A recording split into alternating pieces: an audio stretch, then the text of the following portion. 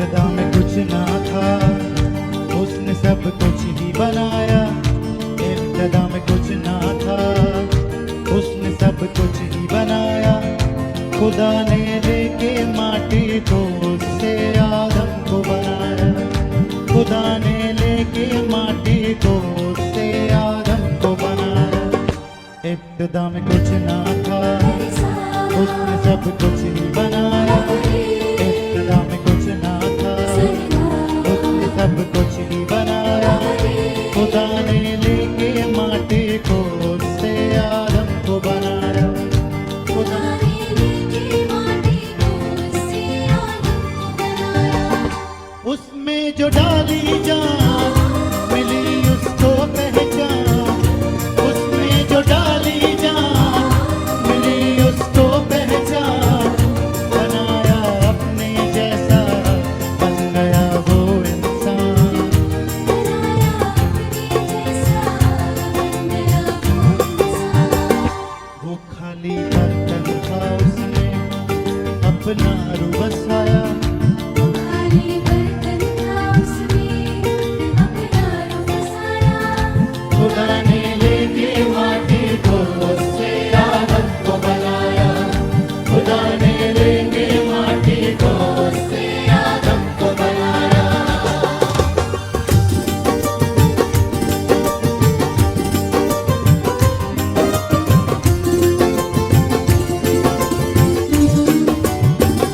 खुदावंद रोज मिलता था उसके बागे अदन में।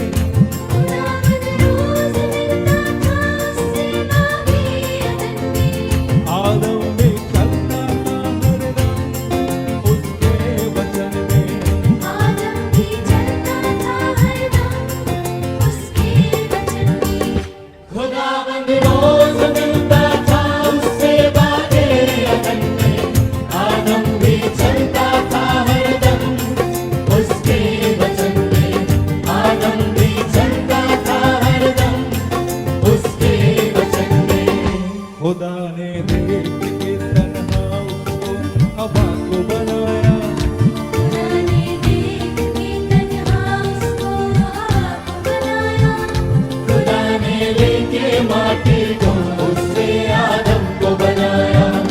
खुदा ने लेके माटी को उससे आदम को बनाया। नी सारे सगरे सारे, नी सगरे सारे, नी सारे सगरे सारे सा। नी सारे सगरे सारे, नी सगरे सारे सा, पदारे सारे गमा। शैतान की बातों में आकर हवा ने फल जो लिया था। शैतान की बातों में आकर हमारे फल जो लिया था। उसने भी खाया था वो फल और आदम को दिया था। उसने भी खाया था वो फल और आदम को दिया था। शैतान की बातों में आकर हवा ने फल जो लिया था। उसने भी खाया था वो फल और आदम को दिया था। उसने भी खाया था वो फल और आदम को दिया था। मोहब्बत को खुदा की उसने पल भर में बुलाया। मोहब्बत को खुदा की उसने पल भर में बुलाया। खुदा ने लेके माटी को उससे आदम को बनाया। खुदा ने लेके माटी को उससे आदम को बनाया।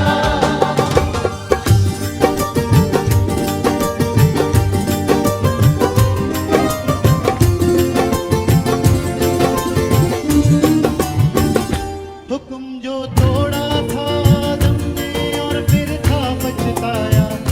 खुदा ने भेज के बेटा अपना थारा बनाया।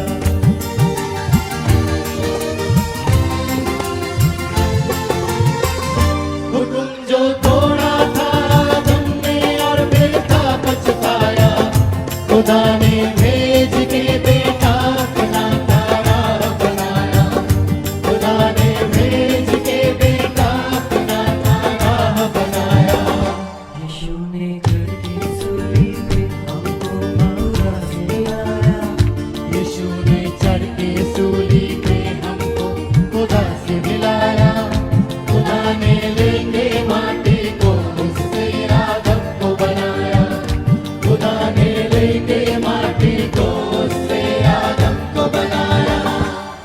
इब्तिदा में कुछ ना था, गरि सा उसने सब कुछ ही बनाया। गरि इब्तिदा में कुछ ना था, सनि धा उसने सब कुछ ही बनाया। गरि खुदा ने लेके माटी को उससे आदम को बनाया।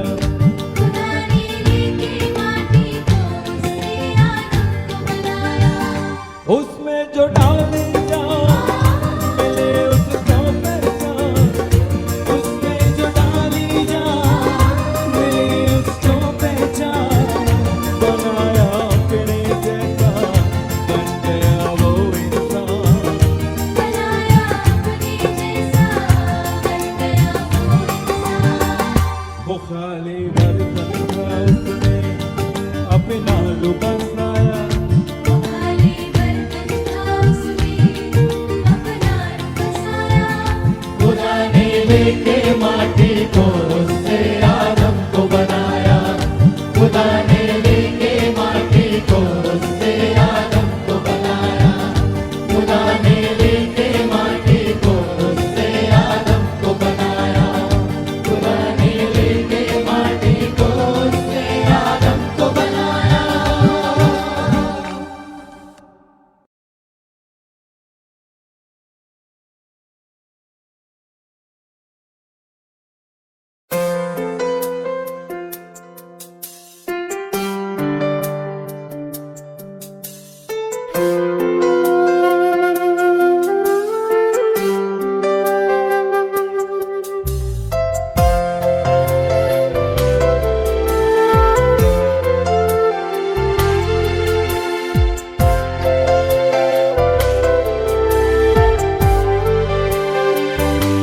अब आओ प्यार से, अब आओ दर्द से, अब आओ धो लो अपने आप को मर्ज से।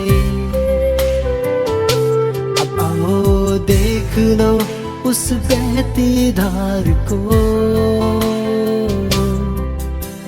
जो बताती है उसके प्यार को। अब आओ पापियों, अब आओ धर्मियों, अब आओ सारे संसार की जातियों। अब आओ देख लो क्या उसने है किया,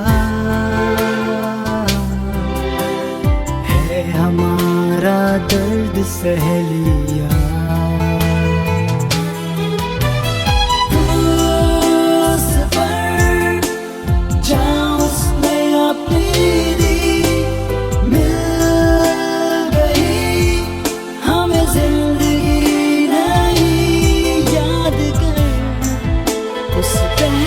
सोते को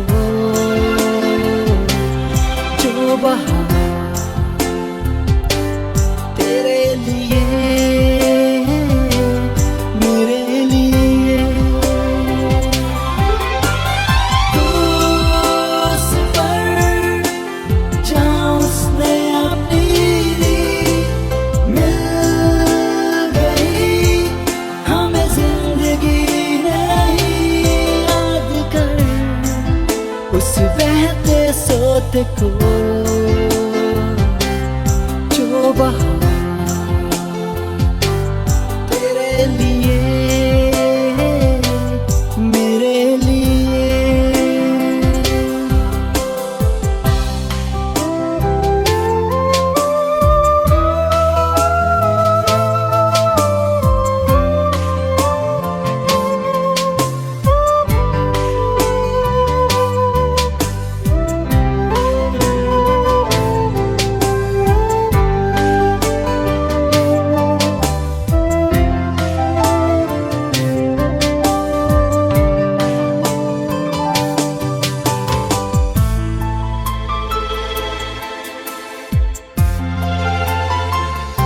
वो चल के गिर रहा, वो गिर के उठ रहा है चुपचाप, वो कुछ भी ना कह रहा। जो सहना था हमें पापी संसार में है खुदा का बेटा सह रहा। वो छेदे हाथ है, वो कांटों का ताज है, वो लटका क्रूस पे और लगती प्यास है। वो कहता है पिता तू इनको माफ कर। धीरे से फिर निकलती सांस है। क्रूस पर जहाँ उसने अपनी दी, मिल गई हमें जिंदगी नई।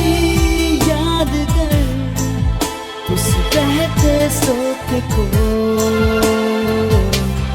जो बहा तेरे लिए, मेरे लिए। क्रूस पर जहाँ उसने अपनी दी, मिल गई हमें जिंदगी नहीं। याद कर उस बहते सोते को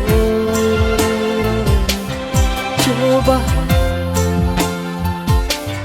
तेरे लिए, मेरे लिए।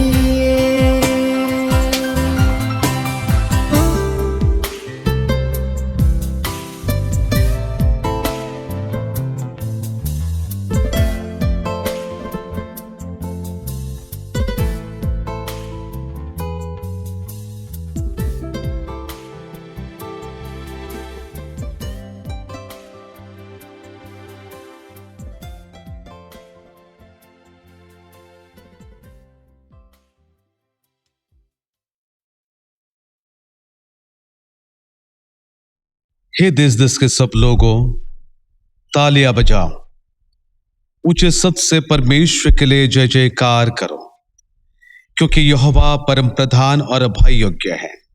वह सारे पृथ्वी के ऊपर महाराजा है। वह देश देश के लोगों को हमारे सम्मुख नीचा करता और जाति जाति को हमारे पांव के नीचे कर देता है। वह हमारे लिए उत्तम भाग चुन लेगा, जो उसके प्रिय याकूब के घमंड के कारण है। आइए प्यारे दोस्तों, हम परमेश्वर के निकट होंगे, परमेश्वर की महिमा करेंगे, परमेश्वर की प्रशंसा करेंगे, परमेश्वर की आराधना करेंगे।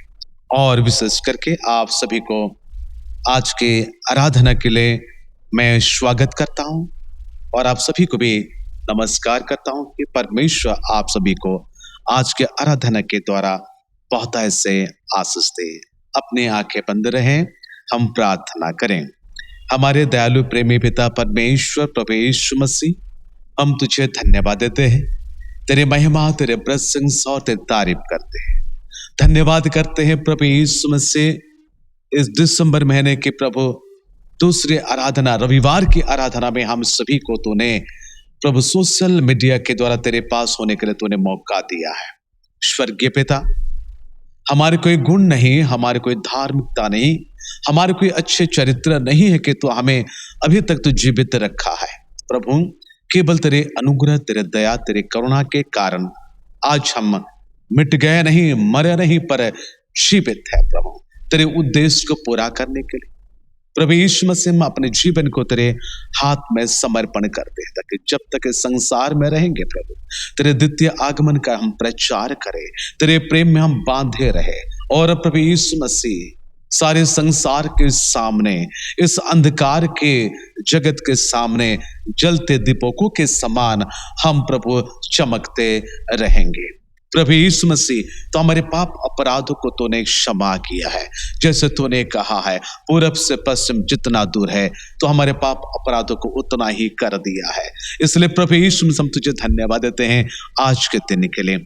आज जितने लोग प्रभु सोशल मीडिया के द्वारा इस यूट्यूब चैनल को देख रहे हैं, सुन रहे हैं, इस उपासना में आप प्रभु शामिल हुए हैं, हर एक को तू आशीर्वाद कर, तू अनुग्रह करा। हमारे कलीसिया को छोड़ अन्य हमारे कलीसिया के भाई बहन भी अगर आज की आराधना में शामिल हुए हैं, हर एक को प्रभु तो आशीर्वाद करना। अगर कोई अन्य जाति के भाई बहन प्रभु देख रहे हैं, प्रभु उन पर भी तेरी करुणा हो, तेरी आशीर्वाद हो। जीवित परमेश्वर, हमारे कलीसिया के लोग जो बाहर में रहते हैं और सोशल मीडिया के द्वारा तेरे पास आए हुए हैं, हर एक को प्रभु तो आशीष देना, उनके मन की इच्छा को तो पूरा करना और उन्हें मुंह मांगा वरदान प्रभु तो पूरा कर। प्रभु यीशु मसीह उनके प्रार्थना को तू सुनकर उत्तर देना। प्रभु हम जानते हैं प्रभु तू ही हमारे एकमात्र उद्धारकर्ता परमेश्वर है और जीवित परमेश्वर है। हे जीवित परमेश्वर, हम अपने तन मन प्राण को तेरे हाथ में सौंपते हैं प्रभु, हम सभी को आशीष दे। पुनर्बार समय को हम अपने आप को और विशेष करके आज की आराधना को प्रभु तेरे हाथ में समर्पण करते हुए प्रार्थना यीशु मसीह के नाम से मांगते हैं, आमीन। परमेश्वर की महिमा हो, परमेश्वर को मैं धन्यवाद देता हूं। आइए प्यारे दोस्तों, हम देर ना करते हुए कलीसिया की सूचना की ओर जाएंगे। मैं हमारे सचिव भाई सामुएल महापात्र से अनुरोध करता हूं कि वे कृपया सामने होंगे और आप सभी को कलीसिया की सूचना और आने वाले दिनों की सूचना की ओर आगे लेके जाएंगे। मैं परमेश्वर के दास भाई सामुएल महापात्र से अनुरोध करता हूं। सबसे पहले मैं परमेश्वर पिता का धन्यवाद देता हूं कि उन्होंने हमें यह सुंदर अवसर दिया है कि आज हम फिर से परमेश्वर के भवन में उपस्थित होकर उसकी स्तुति और आराधना सम्मिलित रूप से कर सके। जैसा कि हम सूचना देते आ रहे हैं, बड़े दिन का आराधना का समय 8:30 बजे सुबह रखा गया है। वॉच नाइट सर्विस रात्रि 10 बजे है और नववर्ष की आराधना भी सुबह 8:30 बजे रखा गया है। जब तक हमें नया कोई गाइडलाइन नहीं मिलता है, आने वाले दिनों के किसी भी प्रकार के एक्टिविटीज कार्यक्रम बाहर में हम नहीं कर सकते हैं। इसलिए आपसे अनुरोध है कि प्रार्थना के साथ अवश्य आएं और विशेष करके इस कोविड के लिए जो वैक्सीन का तय किया गया है उसे जैसे जल्द से जल्द इम्प्लीमेशन में आ सके। पिछला रविवार जो दान संग्रह किया गया था उसकी राशि है 18,138 रुपया। धन्यवाद। परमेश्वर आप सबको आशीष दे। परमेश्वर को हम धन्यवाद देते हैं। सारे सूचना जो हमारे सचिव हमें प्रदान किए हैं उस सूचना के अनुसार हम आगे बढ़े और कलीसिया के उन्नति हेतु भी प्रार्थना करते रहे। आइए प्यारे दोस्तों, परमेश्वर के उन वचनों की ओर जाने से पहले हम अपने मनों को हम तैयार करेंगे, हमारे जीवन को तैयार करेंगे, हमारे तन मन प्राण को परमेश्वर को देते हुए हम परमेश्वर के वचन को हम सुनेंगे। और इस समय में अनुरोध करता हूं हमारे जवानों को जो इन दिनों में सोशल मीडिया के द्वारा आप सभी को आराधना में अगुवाई कर रहे हैं, उन तमाम हमारे कौर को जवानों को अनुरोध करता हूं वे आप सभी को आराधना में अगुवाई करेंगे। मैं आप सभी से अनुरोध करता हूं कृपया खड़े हो जाएं। मैं फिर से एक बार आप सबों को यीशु मसीह के महान नाम में स्वागत करती हूँ, क्योंकि आज का यह सुंदर सुबह को देखने का मौका प्रभु ने हम सबको दिया ताकि हम सब उसके करीब हो जाए और उसकी सच्चाई को हम सब जान सकें। आज उसका वचन हम सब से कहता है, मार्ग सत्य और जीवन सिर्फ यीशु मसीह है और उसको छोड़ कोई ईश्वर नहीं। तो आइए आप अपने कीमती समय खुदा को देते हुए उसकी महिमा, स्तुति और आराधना पूरे मन से करें। हालेलुया परमेश्वर पिता। हाँ प्रभु जी, आपकी उपस्थिति के लिए आपका धन्यवाद करते हैं राजा। हालेलुया मेरे राजा, धन्यवाद हो परमेश्वर पिता। हालेलुया।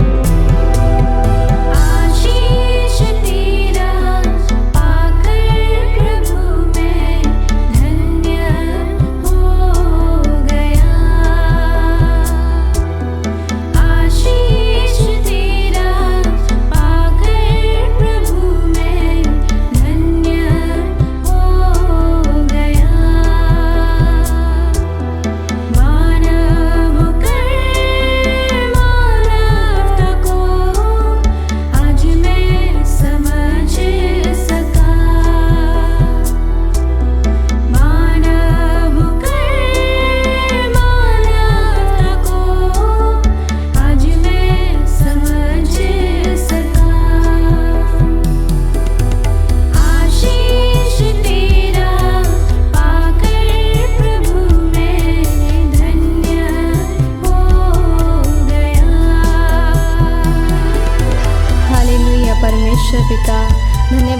सौंपते हैं परमेश्वर। आपका वचन कहता है राजा कि परमेश्वर पिता कंगाल को मिट्टी पर से और दरिद्र को घोड़े पर से उठाकर ऊंचा करता है। हालेलुया परमेश्वर पिता, धन्यवाद हो मेरे राजा कि हम सबों को आपने एकत्रित किया राजा।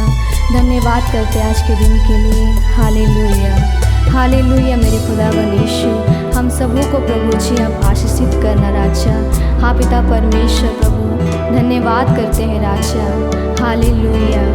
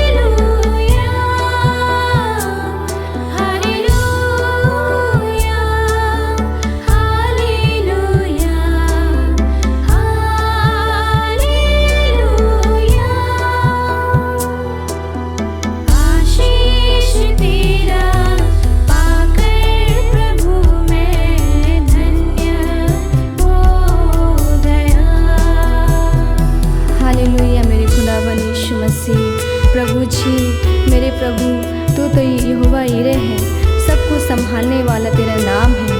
और आज तेरा वचन हम सब से कह रहा है परमेश्वर आत्मा है, इसलिए आवश्यक है कि उनके भक्त अपनी आत्मा और सच्चाई में उसकी आराधना करें। हालेलुया परमेश्वर पिता, हालेलुया मेरे राजा। धन्यवाद करते मेरे खुदावन यीशु कि आज के यह महान दिन को परमेश्वर पिता हम सबों को तूने दिया है मेरे राजा। हम सबों को तूने पिता जीवितों के बीच में रखा है राजा। धन्यवाद हो राजा। हालेलुया।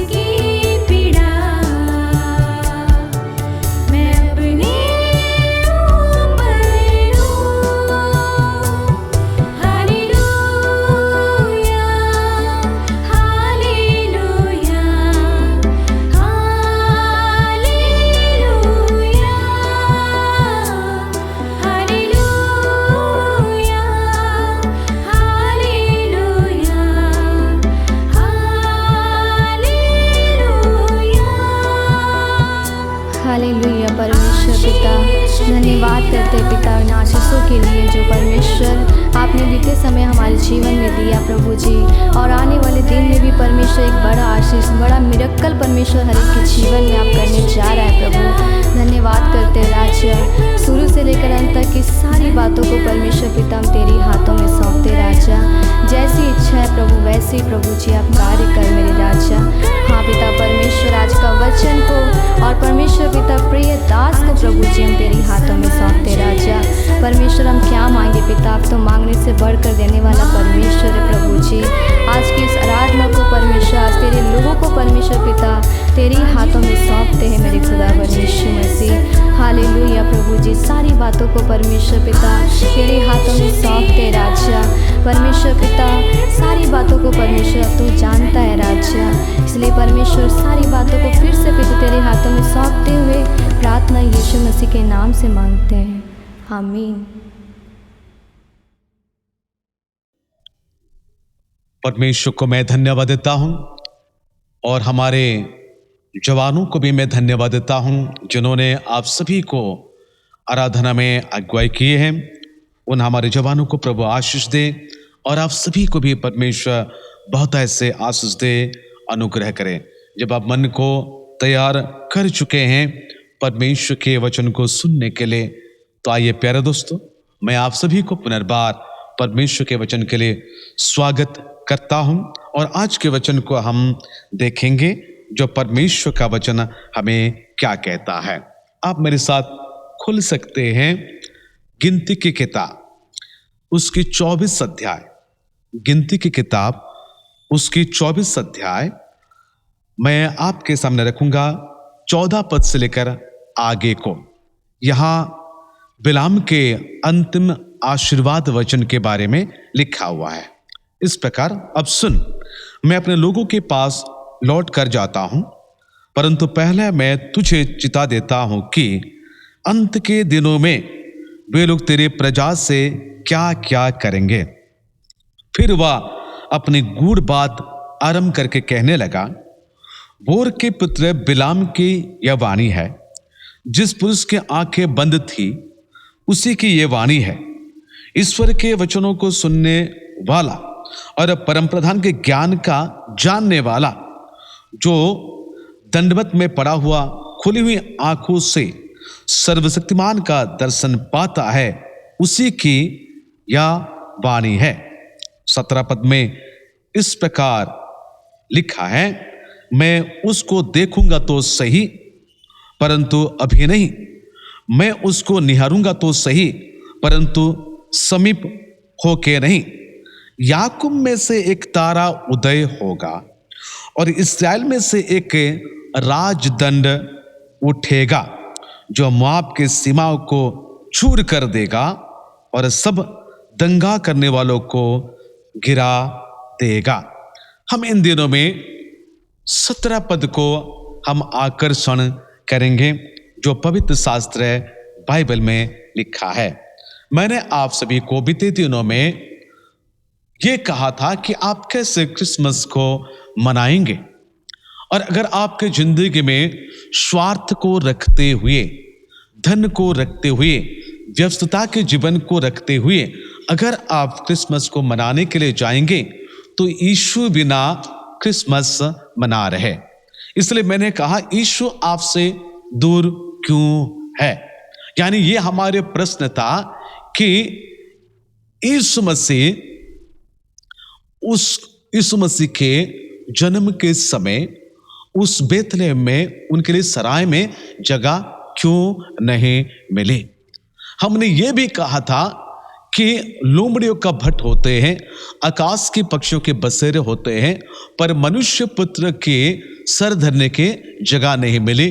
क्यों? हमने ये भी सवाल किए थे कि यीशु मसीह अभी तक द्वार पर खड़ा हुआ खटखटा रहे हैं, क्यों? यानी हमारे ये सवाल हमें ये जवाब को लेकर आता है कि हमारे स्वार्थ के कारण यीशु हमसे दूर है। हम जो धन के लालच में डूबे हुए हैं, धन के भरोसा में जीवन को बिता रहे हैं, उसी के चलते यीशु मसीह हमसे दूर है।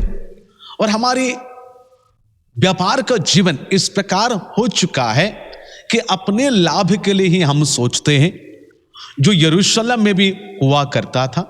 सराय के मालिक अपने लोगों को और बहुत पैसा को कमाने के लिए लोगों को पहले से ही उनकी किराए के घर को दे चुके थे। इसलिए यीशु की जो माता मरियम और यूसुफ जो गरीब थे उनके लिए जगह नहीं मिली, क्योंकि ये ज्यादा पैसा देकर उस किराए को नहीं ले पाए, उस घर को ले नहीं पाए। और हमने ये भी बताया कि हमारे अधर्म के कारण परमेश्वर हमसे दूर हो चुके हैं। सवाल है, क्या प्रभु यीशु मसीह आपके हृदय में वास करते हैं? हमने 2 कुरिन्ती उसके 13-5 को आपके सामने रखे थे कि आप अपने आप को जांच लें, अपने आप को परख लें कि यीशु तुम में है कि नहीं। अगर यीशु नहीं है तो हम उसकी सेलिब्रेशन करना व्यर्थ हो जाएगी। यीशु मसीह हमारी जिंदगी में नहीं है तो हम कैसे क्रिसमस को मनाएंगे? प्यारे दोस्तों, बहुत सारे लोग नामधारी क्रिश्चियन होकर जीवन को बिता रहे हैं। इसलिए आपसे यह कहना है, यह नामधारी क्रिश्चियन नहीं बनना है। आपको वास्तव मसीह बनना है, यानी ट्रू बिलीवर आपको होना है, ट्रू क्रिश्चियन आपको होना है जो परमेश्वर चाहता है। यानी यीशु मसीह अगर स्वर्ग को परित्याग करके इस संसार में हमारे लिए आए हैं, तो प्यारे दोस्तों, ये भविष्यवाणियों की किताब को हमने पढ़े हैं। ये बालक और बिलाम की कहानी है, जो अगर 22 अध्याय से अगर पढ़ते जाएंगे गिनती की किताब, तो आपको पता चलेगा।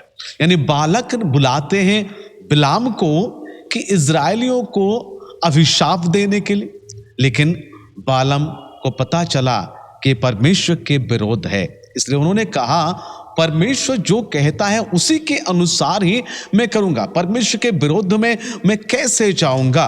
परमेश्वर के खिलाफ मैं नहीं जाऊंगा। इसलिए परमेश्वर जो बातों को कहा, बिलाम ने बालक को वही बातों को कहा और इजरायलियों को यानी दंड के बदले आशीर्वाद का ही प्रार्थना उन्होंने कहा। तो ये बिलाम की ओर से इजरायलियों के लिए अंतिम आशीर्वाद के वचन, यानी चौथी आशीर्वाद के वचन। तो बालक को ये कहता है, बालक को ये कहता है कि आने वाले दिनों में तेरे लोगों के लिए क्या होगी, कौन से लोग तेरे लोगों के पास आएंगे और क्या करेंगे, ये आप 14 पद में पाए जाते हैं। और उसके बाद बिलाम ने जो है वो 15 और 16 पद में वो बताते हैं। 17 पद में वे क्या होगा, आने वाले भविष्य के बारे में एक उद्धारकर्ता की बातों को वो देखता है, यानी यीशु को देखते हुए उन्होंने ये भविष्यवाणी करते हैं। 17 पद में लिखता है, मैं उसको देखूंगा तो सही, परंतु अभी नहीं, मैं उसको निहारूंगा तो सही, परंतु समीप होके नहीं। उसके बाद उन्होंने ये कहा, याकूब में से एक तारा उदय होगा और इस्राएल में से एक राजदंड उठेगा। यानी परमेश्वर के लोगों को मैं कह देना चाहता हूं, दिसंबर महीना जब प्रवेश करती है, ये क्रिसमस के महीना शुरू हो जाती है और कहीं घर सजा दिए जाते हैं, सजावट शुरू हो रहे हैं आपके घर में, यानी आपके घर में आप कलर कर रहे हैं और अपने लिए कहीं कहीं कपड़े खरीद रहे हैं। मैंने बीते दिनों में आपको ये कहा कि जब क्रिसमस के मौसम आ जाएगा, लोग वस्त्र और भोजन के लिए तैयार हो जाएंगे। लेकिन यहाँ परमेश्वर का वचन में हमें लिखता है, याकूब में से एक तारा उदय होगा। यही तारा को देखते हुए, ये तारा की बातों को पढ़ते हुए आज सारे संसार के लोग क्रिसमस के महीना जब आ जाती है, बिजनेस करने वाले आज स्टार को बेचना शुरू कर देते हैं। कागज से बनने वाले स्टार, कहीं डिजाइन के स्टार को बेचना शुरू कर देते हैं। मैं कोई क्रिसमस की मैसेज को आपको नहीं दे रहा हूं, पर भविष्यवाणी की बातों को मैं आपको कहना चाहता हूं। ये तारा जो हजारों साल पहले दिखे गए थे हमारे यीशु के जन्म के समय, कहीं लोगों की ये चिंताधारा है और इस चिंताधारा से चाहे मसीह हो या गैर मसीह, वे तारा को लगा देते हैं। यद्यपि उनके उद्देश्य को, उनके महत्व को समझते नहीं, फिर भी स्टार को लगा देते हैं। इसलिए स्टार के बारे में आपको ये स्टार क्या क्या देता है, मैं थोड़ी सी बातों को आपके सामने रखना चाहता हूं। उन्होंने हमें ये कहता है, ये जो स्टार को वो कहता है कि याकूब के घराने से, याकूब में से एक तारा उदय होगा। उन्होंने ये भविष्यवाणी बहुत साल पहले उन्होंने किया था। जो तारा हमारे जीवन के लिए बहुत सारे बातों को लेकर आ रहे हैं, उनकी 7 प्रकार के विषय को हम चर्चा करेंगे। ये तारा आपके जीवन के लिए क्या क्या ले आती है।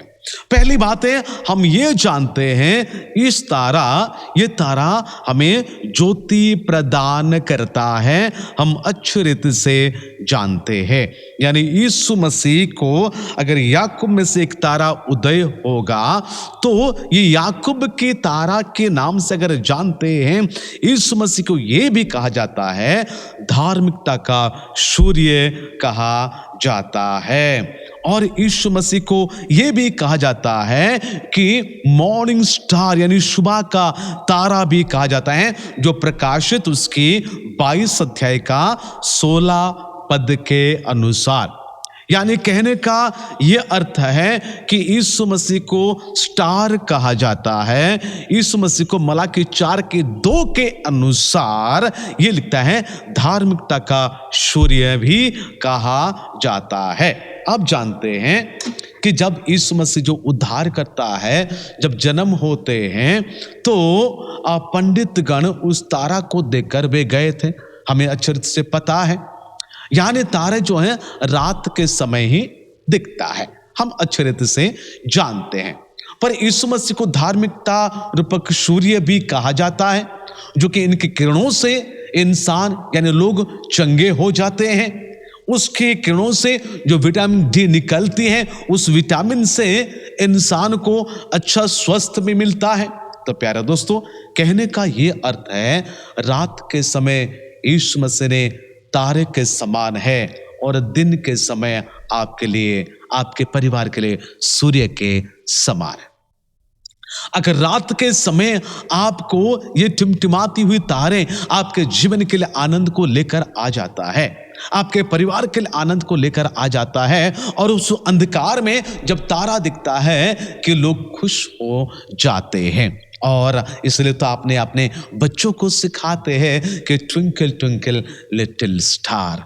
जी हाँ प्यारे दोस्तों, यानी दुख के बेला में बच्चों को यह सिखाया जाता है। बच्चा रोता है, खाता नहीं, पीता नहीं है, तो बच्चों को यह गीत गाया जाता है। माता पिता इस गीत को गाते हुए बच्चों को खिलाना शुरू कर देते हैं, पढ़ाना शुरू कर देते हैं, उसको कन्विंस करना शुरू कर देते हैं। कितने कोमल है ये बच्चा, कितने कोमल है ये रात्रि, कितने कोमल है ये स्टार। लेकिन प्यारे दोस्तों, वही इस समस्या पर अगर धार्मिकता का सूर्य अगर हो जाता है तो आपको समझना होगा कि वो धर्मियों के लिए यद्यपि नहीं आया है, फिर भी वो आपको धर्मी बनाना चाहता है। क्योंकि अगर आप स्वर्ग जाना चाहते हैं तो धर्मी होने से ही स्वर्ग है, पापियों का स्वर्ग में जगह नहीं है। The heaven is a place of righteousness. जो धर्मियों का जगह है स्वर्ग है। आप कैसे जाएंगे? पाप को रखते हुए पापी होकर स्वर्ग में कैसे प्रवेश करोगे? कर नहीं पाएंगे। इसलिए वो धार्मिकता रूपक सूर्य है और आपको भी वो धर्मी बनाना चाहता है। इसलिए याकूब का तारा यीशु है, तो धार्मिकता रूपक सूर्य यीशु है, और उसके बाद भोर की तारा यीशु है। और पवित्र शास्त्र बाइबल में एक बड़ी महत्वपूर्ण बातों को यह कहा जाता है कि प्रकाशित वाक्य में, प्रकाशित वाक्य को हम सभी जानते हैं, उसकी 1 अध्याय का अगर 20 पद को मैं पढ़ता हूं, यहां इस प्रकार लिखा है, अर्थात उन 7 तारों का भेद जिन्हें तूने मेरे दाहिने हाथ में देखा था, और उन 7 सोने के दीवट का भेद, वे 7 तारे 7 कलीसियाओं के दूत है। यानी परमेश्वर के वचन में यीशु को तारे भी कहा जाता है, और उसके साथ ही साथ हम जिस कलीसिया में रहते हैं उस कलीसिया के पासवानों को भी परमेश्वर दूत के समान संबोधन करता है, और वे तारे के समान होते हैं आपको मार्ग दिखाने के लिए। आपके पास्टर, आपके प्रचारक, आपका मार्गदर्शक है प्यारे दोस्तों, वे तारे के समान आपको मार्ग दिखाते हैं। वे 7 तारे 7 कलीसियाओं के दूत है और वे 7 दीवट 7 कलीसियाएं हैं। हर कलीसिया में एक एक तारे होते हैं जो पास्टर प्रचारक को कहा जाता है और वे आपको अगुवाई करते जाते हैं। इसलिए बाइबल के अनुसार स्टार हमें लाइट प्रदान करता है। यीशु मसीह आपको अंधियारे से उजियाला को ले आना चाहता है। इसलिए यीशु मसीह को रब्बी कहा जाता है, यानी गुरु कहा जाता है। गुरु, गु और रू, यानी गुरु का मतलब ये होता है एक इंसान जो आपको अंधकार से उजियाला की ओर ले जाता है, उसको गुरु कहा जाता है। और यीशु मसीह एकमात्र परमेश्वर है जो जब संसार में पाप भर गया था उस समय यीशु मसीह संसार में जन्म हुआ। यानी परमेश्वर ने अपने इकलौता पुत्र के संसार में दिया ताकि उस पुत्र के द्वारा हम अपने अपने पापों से हम छुटकारा पा सकें। इसलिए यीशु मसीह अंधकार को चीरते हुए ज्योति बनकर, तारा बनकर इस संसार में आया। आपको उससे स्वीकार करना है, आपको उसको ग्रहण करना है। और दूसरी बात, हम यहाँ परमेश्वर के वचन में ये जो पाए जाते हैं, गिनती की किताब के अनुसार, गिनती की किताब हमें क्या बता रहे हैं? उन्होंने ये कहा कि याकूब में से एक तारा उदय होगा और इज़राइल में से एक राजदंड ठहरेगा। यानी कहने का ये अर्थ है, ये दोनों मिलकर स्टार एंड स्कैटर करके अंग्रेजी में कहा जाता है। यानी ये राजदंड और ये तारा दोनों यीशु मसीह की अथॉरिटी, यीशु मसीह के सामर्थ्य को प्रकाश करता है। उस सामर्थ्य से, उस तारे से और उस राजदंड से, उसके पास जो पावर है, उस पावर से आपको वो रिडीम करना चाहता है, आपको वो छुटकारा देना चाहता है जो परमेश्वर के लोगों को। क्यों? यहां लिखा है जो मोआब की सीमाओं को चूर कर देगा और सब दंगा करने वालों को गिरा देगा। यह परमेश्वर का वचन है। यानी कहने का यह अर्थ है, आपके जिंदगी में, हमारे जिंदगी में जो कभी शैतानिक ताकत है, क्योंकि वे लड़ने वाले हैं, ये जो मोआब और ये जो लिखा है, ये लोग इज़राइलियों के, परमेश्वर के लोगों के दुश्मन कहा जाता है। मोआब की सीमा को चूर कर देगा और सब दंगा करने वालों को गिरा देगा। ये जो लोगों के बारे में कहा जाता है, ये परमेश्वर के विरोध के लोग हैं।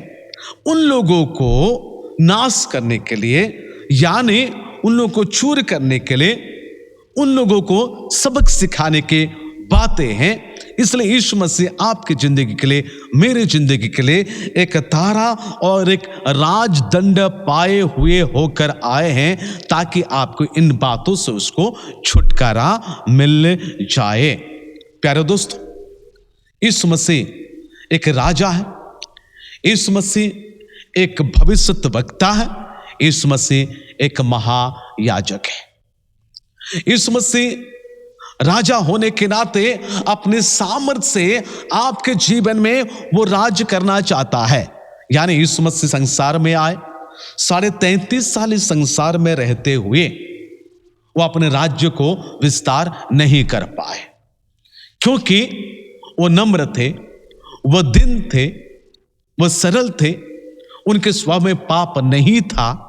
इसलिए और उन्होंने अपने 33.5 साल के दौरान किसी के ऊपर जुल्म नहीं किया जो राजाओं ने करते थे, किसी के साथ लड़ा नहीं जो राजाओं ने करते थे। अगर यीशु अगर चाहते होते, जब यीशु मसीह को मारने के लिए आए, पकड़ने के लिए आए हैं, आप जानते हैं पतरस ने तलवार उठाकर एक व्यक्ति का कान को उड़ा देता है। यीशु मसीह राजा होकर अगर आप पावर अगर दिखाए होते तो प्यारे दोस्तों क्या होता? जितने लोग मारने के लिए आए थे सबको नाश कर दिया जाता। और यीशु मसीह ने पतरस को कहता है कि पतरस अपने तलवार को अपनी म्यान में रख लेना, तलवार उठाने वाले तलवार से ही मरते हैं।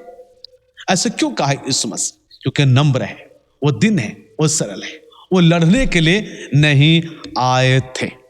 तो बाइबल बता रहे हैं उस समय वो ना लड़ने के लिए आए थे, उस समय ना आपके दिल में राज करने के लिए वो आए थे, लेकिन अभी यीशु मसीह आपके दिल में रहकर शैतान के साथ वो लड़ता है, आपको लड़वाता है और उसके साथ आपके दिल में वो राज करना चाहता है। उस समय राज नहीं किया था यीशु मसीह, लेकिन अभी यीशु मसीह मेरे और आपके जीवन में राज करना चाहता है। अगर यीशु मसीह आपके जीवन में राज करता है तो आप क्रिसमस को मना सकते हैं। अगर यीशु मसीह आपकी जिंदगी में राज नहीं कर रहे हैं तो कोई दूसरा आपके जिंदगी में राज करता है। वो दूसरा कौन हो सकता है? वही आपके जीवन की दुष्टात्मा, आपके जीवन की शैतान की बातें, आपके जीवन की गंदगी की बातें, वही आपके परिवार को राज कर रहे हैं। तो आप कैसे क्रिसमस को मनाएंगे? यीशु मसीह उस दिन राज नहीं कर पाए क्योंकि उस दिन राजा लोग थे। यीशु मसीह केवल अपने जीवन को देने के लिए आए थे, इसलिए ही बोर्न टू डाई, उन्होंने मरने के लिए जन्म लिया। प्यारे दोस्तों, 33.5 साल के दौरान राजपद पाने के लिए वो नहीं आए थे। यद्यपि राजा थे, यद्यपि वो राजा थे, लेकिन राजपद को परित्याग करके वह संसार में वह आए।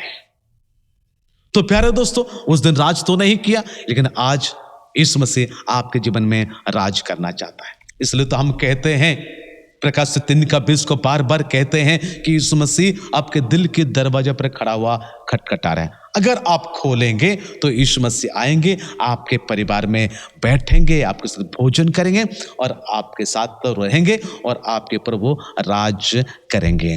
वो आपका राजा होंगे और आप उसके प्रजा होंगे, और प्रजा होने के नाते सारी बातों की व्यवस्था वो आपके लिए कर देंगे।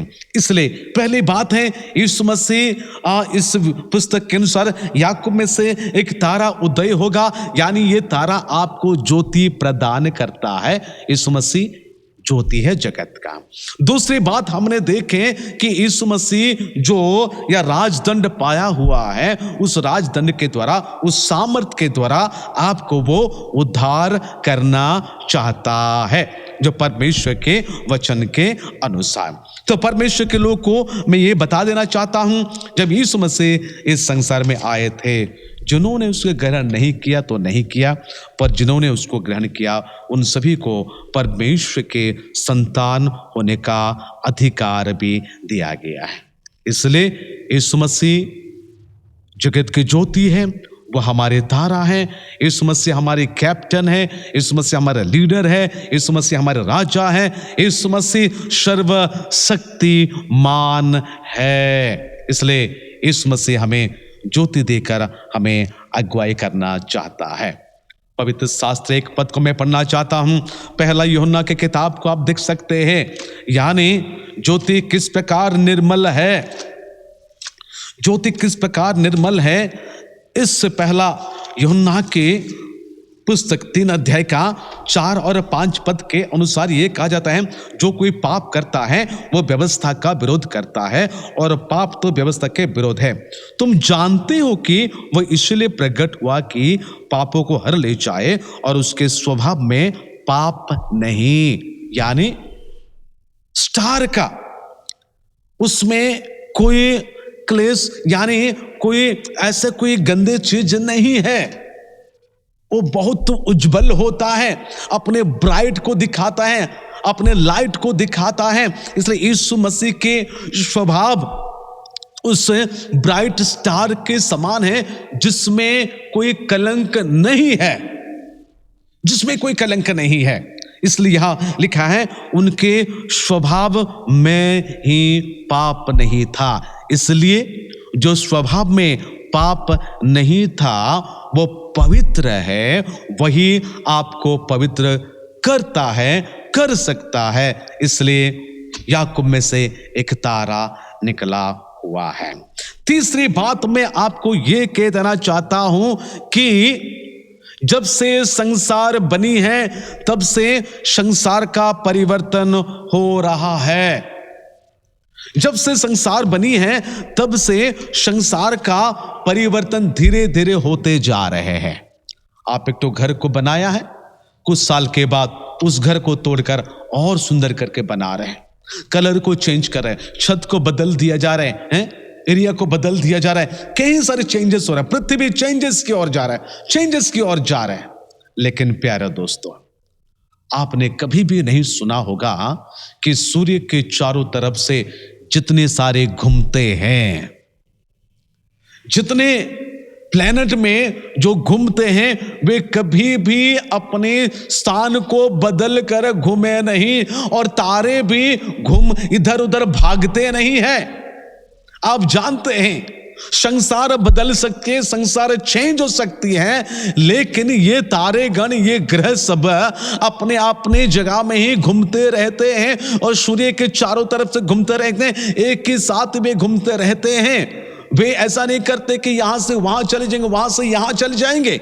याद रखना, अगर ऐसा हुआ, अगर होता तो सारे प्लैनेट खराब हो जाता है और हम जो पृथ्वी में वास करते हैं हम सब ध्वंस हो जाते। लेकिन तारेगण अब जहां कहीं भी जाओ उस तारे को देखेंगे, जहां कहीं भी जाओ सूर्य को देखेंगे, जहां कहीं भी जाओ चंद्र को देखेंगे, जहां कहीं भी जाओ उस तारे को आपको देखने के लिए मिलेगा। यानी वे अपने स्थान को परिवर्तन नहीं करते हैं, वे अपनी जगह में रहते हैं। ठीक उसी प्रकार जो कि यीशु की बातें ये कही जाती है इब्रानी किताब उसके 13 अध्याय का 8 पद के अनुसार कि यीशु मसीह कल और आज युगानुयुग एक सा रहेगा। जिस प्रकार तारेगण एक सा रहते हैं, इधर उधर भागते नहीं, इधर उधर चेंजेस नहीं हो जाते हैं, एक ही जगह में रहकर घूमते रहते हैं, हमारे यीशु मसीह भी बदलता नहीं आपके लिए। यीशु मसीह भी बदलता नहीं आपके जीवन के उद्धार के लिए। उन्होंने आपको उद्धार करने के लिए प्रतिज्ञा कर दिया, मतलब वो उद्धार करेगा, केवल आपके विश्वास की आवश्यकता है। यानी संसार के लोग, उन प्रॉफिट्स लोगों ने, उन राजाओं ने, उन प्रचारक लोगों ने जो यीशु को चाखे थे, जो यीशु को देखे थे, वही यीशु आज भी जीवित है। वह अब्राहम के परमेश्वर है, इसहाक का परमेश्वर, याकूब का परमेश्वर है, वह हमारे परमेश्वर है। वह एलिया का परमेश्वर है, वह हमारे परमेश्वर है। वह नूह का परमेश्वर है, वह हमारे परमेश्वर है।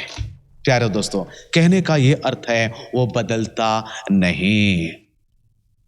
आपके जीवन में शायद कितने बदल हो चुकी होंगी, लेकिन हमारे प्रभु यीशु मसीह का प्यार इतना आपके प्रति है, मेरे प्रति है, वो इंतजार करके वो बैठा रहता है और वो कभी बदलता नहीं है। इसलिए इब्रानी 13 और 8 पद के अनुसार हमें जो मिलती है, मैं थोड़ा सा आपके सामने पढ़ देना चाहता हूं। पवित्र शास्त्र बाइबल में क्या लिखा? यीशु मसीह कल और आज और युगानुयुग एक सा है।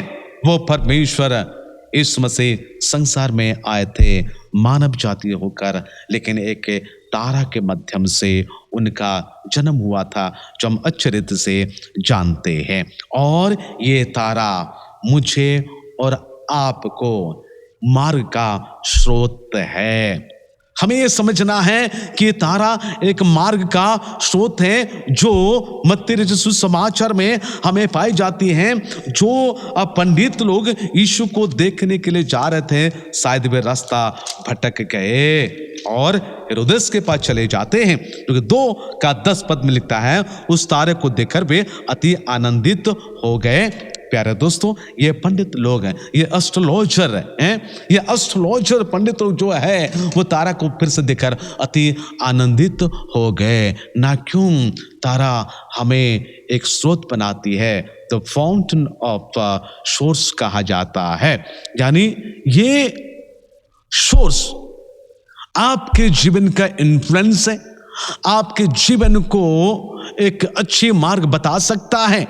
यानी जब इस पंडितों को अगर सही जगह में ले जा सकता है, उनको आनंद प्रदान करता है, तो प्यारे दोस्तों, अगर आप आध्यात्मिक रीति से गरीब है, गंदगी में जीवन को बिता रहे हैं, बैकस्लाइड होकर जीवन को बिता रहे हैं, आज यीशु मसीह आपके जीवन में एक आनंद देना चाहता है, जिस प्रकार वे पंडित गण आनंदित हो गए थे। और पवित्र शास्त्र बाइबल में ये लिखता है, यानी 9 पद के अनुसार, मत्ती 2 का 9 पद के अनुसार, वे राजा की बात सुनकर चले गए और जो तारा उन्होंने पूर्व में देखा था उनके आगे आगे चला। यानी स्टार इंसान को गाइड करता है, यानी सोर्स ऑफ योर गाइड। यीशु मसीह आपको गाइड करना चाहता है। अब जहां कहीं भी जाए यीशु मसीह आपको गाइड करके ले जाना चाहता है। यानी ये बाहर हो गए थे, पर पुनर्बार वो तारा को देखा और तारा जहां गए, तारा उनके आगे आगे चला और वे पीछे पीछे जाकर उस जगह में प्रवेश करते। यानी याकूब में से एक तारा जब उदय होता है, वो तारा आपके जीवन के लिए एक गाइड बनकर आता है। वो तारा आपके जीवन के लिए एक अद्भुत विषय वस्तु होकर आ जाता है। वो तारा आपके जीवन की महिमा है। प्यारे दोस्तों, आप जानते हैं संसार के कई लोग तारा बनाकर घर में टांगेंगे, घर में झुलाएंगे, पर उन्हें पता नहीं है ये तारा कौन है। वो तारा, प्यारे दोस्तों, वही यीशु मसीह है जो आपके जीवन में वो राज करना चाहता है। वो जन्म हुआ था, उन लोगों की जिंदगी में राज नहीं कर पाया था। वो जन्म हुआ था, उनके अपने लोगों ने उसको नकारा। वो अपनी जगह में आया, लोग उसको निकाल दिया, कहने लगा हमारे सीमा से बाहर चले जाओ। लेकिन क्या प्यारे दोस्तों, आप भी उसी सोच में हैं?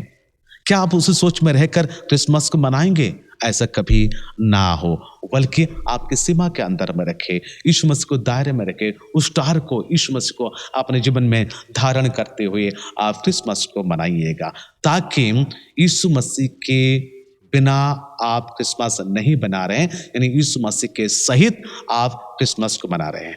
जिसके जयंती मनाते हैं उसका उपस्थित आपके परिवार में होना चाहिए। और इस साल के क्रिसमस आपके परिवार में 30 गुना, 60 गुना, 100 गुना आनंद को लेकर आए। परमेश्वर आप सभी को आशीष दे, अनुग्रह करे, दया करे। आइए हम सब में अपने अपने स्थानों में खड़े हो जाएंगे। मैं छोटी सी प्रार्थना करूंगा, अपने आंखें बंद करें। प्यारे प्रभु यीशु मसीह, मैं तुझे धन्यवाद देता हूँ, तेरी महिमा करता हूँ, तेरे प्रशंसा करता पिता। आज के दिन के लिए मैं तेरे लोगों को तेरे हाथ में सौंपता हूँ। उन सभी को तो बहुत ऐसे आशीष देना प्रभु। और कुछ ही दिनों के बाद घर में तो स्टार लग जाएगी, लेकिन याकूब में से एक तारा निकलेगा। ये बातों को समझने के लिए तू कह देना, ताकि प्रभु यीशु मसीह लोग ये बातों को समझेंगे और इस गहराई को अपने जीवन में लेंगे। और प्रभु यीशु मसीह गहराई में लेते हुए तुझे अपने जीवन में जगह दे, अपने हृदय में जगह दे, अपने परिवार में जगह देकर प्रभु वे कृष्ण जयंती को बड़े सुंदर से मनाए। प्रभु कैसे प्रभु हम बिना मसीह से, तुझे छोड़कर, तुझसे दूर होकर, तुझसे अलग होकर, तेरे अनुपस्थिति में हम कैसे तेरे उस जयंती को मनाएंगे। प्रभु यीशु मसीह, मैं प्रार्थना करता हूँ इस साल के क्रिसमस सभी के लिए 100 गुना आनंद को लेकर आए। हाँ प्रभु यीशु मसीह, हर एक परिवार में प्रेम, आनंद और शांति तो प्रदान करना, तो दिशा प्रदान कर प्रभु हर एक को। जिस प्रकार एक स्टार लोगों को दिशा दिलाते हैं, तो ठीक उसी प्रकार हमारे दिशा है, तो हमारे मार्ग दर्शक है। प्रभु यीशु मसीह, हमें अंधकार के समय में तो हमें रोशनी देता है, तो हमें आनंद देता है, तो हमें खुशी देता है। इसलिए प्रभु यीशु मसीह, अगर किसी के जीवन में, किसी के परिवार में अंधकारपन है, रोग है, बीमार है, खटिया में पड़े हुए, बिस्तर में पड़े हुए, अस्पताल में पड़े हुए, उन सभी को प्रभु तू ही रोशनी दे देना। हम प्रार्थना करते हैं प्रभु यीशु मसीह, हमारे विषय आंटी के लिए प्रभु उन्हें तू बहुत ऐसे आशीष दे और तू अनुग्रह करना। हम प्रार्थना करते हैं मिसेस नाग के लिए, उस बहन को तू दया किया, अनुग्रह किया आने वाले दिनों में, और भी तो भला चंगा कर देना। और भी कहीं बीमार भाई और बहन पाए जाते हैं, उन सभी के संग संग तो होना, और उसके अंधकार के जीवन में तू ही तारा बनकर उनके जीवन को तो खुशहाली कर देना। अगर कोई आत्मिक स्तर पर अंधकार हो चुके हैं, कोई जवान या कोई जवानी अगर अपने अंधकार जीवन बिता रहे हैं, प्रभु तू ही तारा बनकर उनकी जिंदगी को तो ब्राइट कर देना। अगर किसी के बिजनेस में हानि हो रहे हैं, क्षति हो रहे हैं, प्रभु यीशु मसीह तू ही तारा बनकर उसके बिजनेस को प्रभु उज्जवल कर देना। अगर किसी के नौकरी में समस्या हो रही है, अंधकार जीवन बिता रहे हैं, अंधकार जैसा लग रहे हैं उन्हें, प्रभु यीशु मसीह से मेरा यही प्रार्थना है कि तू उनके जीवन में तारा बनकर प्रभु उनकी नौकरी को प्रभु तू उजियाला कर देना। हस्बैंड वाइफ के जीवन में अगर अंधकारपन है, प्रभु यीशु मसीह उस अंधकार को दूर करने के लिए मैं तेरे ही स्टार को उनके परिवार में अप्लाई करने के लिए कहता हूं। प्रभु यीशु मसीह तू ही तारा बनकर उसके परिवार के अंधकार को दूर कर देना। अगर पति पत्नी में हर समय झगड़ा होती है, परिवार में विशृंखला है, परिवार में अंधकार राज अगर करता है, यीशु में प्रार्थना करता हूं आज से उनके परिवार के अंधकार की ताकतें चले जाए और तेरे स्टार प्रभु उनके घर में हो जाए, जिसमें उजियाला ही उजियाला परिवार हो जाएंगे। आज वे तुझे विश्वास करे, आज वे तुझे ग्रहण करे, तुझे जगत का ज्योति है, तुझे अपने जीवन में जगा दे। पुनर्बार प्रभु यीशु मसीह जितने लोग आज सुन रहे हैं, चाहे मसीह हो या गैर मसीह, हमारे कलीसिया और बाहर के कलीसिया, हर एक को प्रभु मैं तेरे हाथ में सौंपता हूं। हर एक परिवार में तेरे उस स्टार को तू दे देना, ताकि उनके परिवार में पूरे दिन प्रभु, पूरे महीने प्रभु आनंद ही आनंद हो। पुनर्बार प्रभु यीशु मसीह कलीसिया के पूरे परिवार को, हर एक संस्था को, कलीसिया के सारे कामों को, आने वाले दिनों के सारे प्रोग्राम को प्रभु तेरे हाथ में समर्पण कर तू ये प्रार्थना यीशु मसीह के नाम से मांगते हैं, आमीन। आइए प्यारे दोस्तों, हम सब मिलकर एक ईश्वर में प्रभु की प्रार्थना करेंगे। हे हमारे पिता, तू जो स्वर्ग में है, तेरा नाम पवित्र माना जाए, तेरा राज्य आवे, तेरी इच्छा जैसे स्वर्ग में पूरी होती है वैसे पृथ्वी पर भी हो। हमारे दिन भर की रोटी आज हमें दे, और जिस प्रकार हमने अपने अपराधियों क्षमा किए हैं वैसे तू भी हमारे अपराधों को क्षमा कर। हमें परीक्षा में ना ला, परंतु बुराई से बचा, क्योंकि राज, पराक्रम, महिमा सदा तेरी है, आमीन। ईश्वर पिता परमेश्वर का प्रेम, पुत्र प्रभु यीशु मसीह का अनुग्रह, पवित्र आत्मा की शांति, शक्ति, सहभागिता हम सबों के साथ, विश्वव्यापी मंडली के साथ, हमारे प्यारे प्यारे मंडली के साथ सदा सर्वदा होती रहे, आमीन। सभी को जय मसीह की, प्रेज द लॉर्ड। प्रभु आप सभी को आशीष दे, अनुग्रह करे। हम ऐसे प्रार्थना करते रहे ताकि हम सम्मिलित रूप में गिरजाघरों में उपस्थित होकर परमेश्वर की स्तुति और प्रशंसा आराधना करेंगे। परमेश्वर आप सभी को आशीष दे। नमस्कार।